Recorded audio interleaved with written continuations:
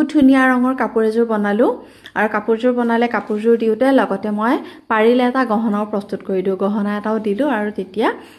যোনে অৰ্ডাৰ দিয়ে তেওঁ ভাল পায় গহনা এটা যেতিয়া গিফ্ট পায় আৰু সদায় মই ডাৰ্ক কালাৰ কাপোৰ কৰিলে তলত বগা ৰংটো মাৰি লওঁ আৰু বগা ৰংটো মৰাৰ পাছত যেতিয়া বগা ৰংটো আধা শুকাই যায় তাৰ পাছতে যি কালাৰ মই প্ৰকৃততে ইউজ কৰিম ফুলটোত সেই কালাৰসমূহ ব্যৱহাৰ কৰি যাওঁ প্ৰথমতে মই গ্ৰীণ এইটো পাৰ্ল কালাৰটো ব্যৱহাৰ কৰিলোঁ আৰু তাৰ পাছতে ফুলৰ কলিবিলাকত মই অকমান ৰাণী কালাৰটো দি গ'লোঁ এনেকুৱা হৈছে দেখিবলৈ বৰ মৰম লগা হৈছে কিন্তু আৰু এই পাতসমূহ ভেৰাইটিজ কালাৰত কৰিছোঁ অৰেঞ্জ কালাৰটো কৰিছোঁ গ্ৰীণ কালাৰটো কৰিছোঁ আৰু পাত পিংক কালাৰটো কৰিছোঁ যিহেতু ডিজাইন সব কালাৰে কৰিব পাৰোঁ পিংক কালাৰ পাত নথকা নহয় কিন্তু আছে